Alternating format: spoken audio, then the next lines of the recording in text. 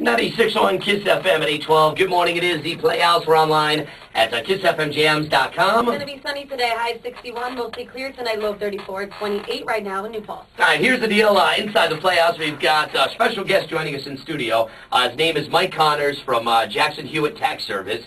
And you know, here inside the Playhouse, what we try to do every once in a while is outside of making you laugh and playing music, we try to help you with what's going on in the world. We were talking a couple of weeks ago, like a week and a half ago, about how the economy, you know, everybody's struggling and not sure what's going to happen next. And when it comes to that, a lot of us, you know, we're all human, and a lot of us have debt problems. And then we asked how much debt, and we were pretty shocked by it. So I think it's smarter to get somebody that knows what they're talking about. We didn't come on and try to give you debt advice and how to get out of debt, because we're both in debt. Yeah, exactly. So we wanted to do some research, and we found Mike to join us on the show this morning. Mike, first of all, thank you so much for coming in this early Monday morning. I know it's a Monday, so. Thanks a lot, guys. Really great to be here this morning. And you obviously represent Jackson Hewitt Tax Service. You guys obviously do a lot of tax stuff. And having you come in today, I know you had said, I remember hearing commercials that you run something along the lines of ran a debt eliminating boot camp, right? That's correct. Yeah, the debt elimination boot camp is kind of an alternative way of thinking about your debt. You know, people tend to associate death and taxes, but we look at it from a debt and taxes standpoint, because one of the ways you can free up a lot of capital is by taking full advantage of all the loopholes and things that the tax code does afford you. Okay, because I mean, I know that doing your taxes, and I hear about it all the time. I mean, I have friends that you know, are in the accounting world, and you know, getting my taxes done. People make a lot of mistakes on their taxes, especially when they do them themselves.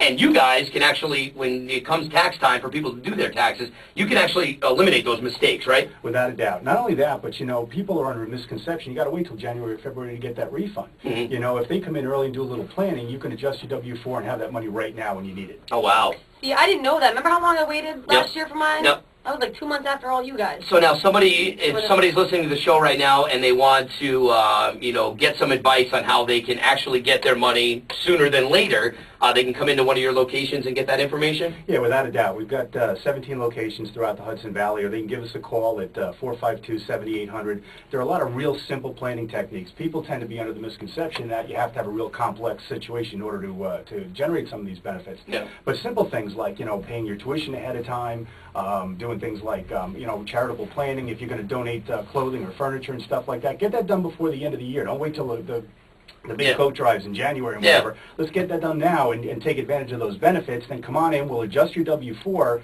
to basically, you know, give you credit for those donations right now. Put the money in your pocket now when you need it. Yeah. See, and I never hold on to that stuff, because I do, like, I'll go to hospice charities, or I donate clothes. I don't hold on to any of that stuff they mail me, which is.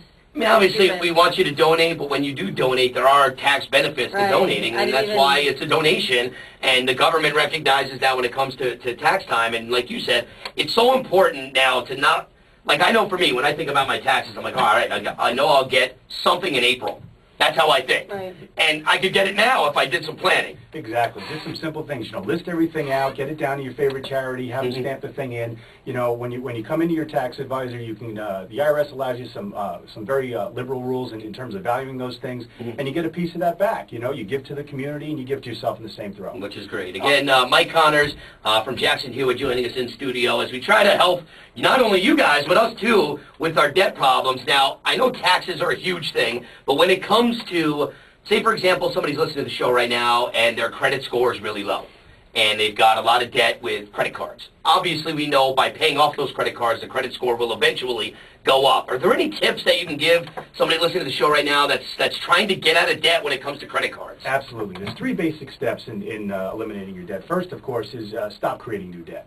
You know, we are going into the holiday season, and it's very tempting to put that purchase on the credit cards. But you know what? If the cash isn't in your pocket, don't spend the money. You know. Secondly, try to eliminate that debt. We take the debts and try and organize them in a manner that you know, can make getting out of debt easy enough for you. And then lastly, we try to introduce new streams of income into the equation. You know, we are coming into the holiday season. There's plenty of holiday work that's seasonal around there. Yeah. You know, for the next 2 months, you can put a few extra bucks in your pocket. You know, get rid of those credit cards. There's also, you know, being smart about your spending. You know, a lot of listeners out there are going to school. A little shout out to my daughter Rachel, who's over. There you go. We love Rachel. Plug for my daughter Rachel. Hi, Rachel. But, you know, those tuition bills are going to be coming out soon, you know, and if there's anything you're going to put on your credit card, put that tuition bill on it, you know, this year before the year is out. This way you get credit for having paid it in this year. You can take the deduction or the credit now instead of waiting an entire year to go and get that break. That makes sense. And that's going to translate into more money in your refund in you know, in January or February. That makes a lot of sense. I tried to do that, but when I went to the bank to put it on a card, they said I'd end up getting a higher interest rate, which I didn't think I'd get any higher than 10.5, which is what I have. So I'm trying to pay principal and payment, trying to get it done because I have a variable rate, which changes. Yeah. But I didn't realize that was a better idea than you're saying put it on a card. Yeah, and sure. pay it that way? Absolutely. Depending on your tax rate, you could save 20, even 30, 40%, you know, of your tuition bill, or whatever the deductible portion of it is. And then there's also credits that apply and things like that. There are other things like opening up a 529. Parents out there, if you're listening, you know, to get a 529 done by the end of the year, you can deduct $5,000 per child, up to $10,000, you know, and get a piece of that back on your state too. There are so many things out there that people are That's the thing. People, I mean, like us, you know, we're naive. Not naive, it's just we don't know. Like, I know for me, I always thought, you know, taxes were, here's what I made, here's what they took out, hopefully I'll get a little bit of a refund. Right. I don't know about credits and exemptions and none of that stuff, and I really think, Mike, I think you could help out a lot of people that are listening to this show right now, because like you said, you have a ton of locations here in the Hudson Valley, and what we'll do is we'll list those on our website at kissfmjms.com. It's Jackson Hewitt, which you've seen. I mean, you have location in Walmart's, right? Yeah, we're in Walmart's, we're in Kmart, we're on streets, we're everywhere. Yeah, so basically what you want to do is if you're looking for, you know, the debt side of it, for me, it's so important to get out of debt as soon as you can, because we were talking off the air, your credit score affects everything. Yes. And we didn't really know. I mean, car insurance, you were telling us. Absolutely. You know, the car insurance industry knows that people with better credit don't have as many accidents. Yeah. So if you have a higher credit rating, you're going to pay less money on your car insurance. It's amazing. It is amazing. And you know, by keeping your credit straight and everything like that, those credit card rates are going to stay lower. You know, sometimes you miss a payment or you're a little late on a payment, your rate could jump up to 30, 32%. No, that happened to me. No, because I mean, I literally, probably a year and a half, 2 years ago, got my first Visa credit card. And, I mean, my credit then wasn't that good. I mean, it was okay. And they said if I was, you know, I never read the fine print. The interest rate was like, I don't know, 10% or whatever, 7%. And I was late on a payment and checked my balance probably, you know, I read the fine print maybe 3 or 4 months later and realized my interest rate was like 28.99%. Yeah, on every purchase. Store when you were sitting down there before. I was like, oh! So literally paid that one off, cut it, done, bye. Geez. Never use it again. I'm a little surprised about this whole car insurance, though. I didn't realize they even looked at my credit for that. I didn't know that. Well, they looked at everything. Driving history. No, driving history has something to do with it, but obviously credit score. And jobs, too. When we had that guy, like you mentioned earlier, that came on the hotline saying they researched his credit for a job. Yeah, people have to do that. I mean, I understand where businesses are trying to protect themselves when they do that, but when somebody is trying to raise their credit score, obviously you gave us a couple of you know, suggestions on how to do it, but how long does it take for a credit score to go up?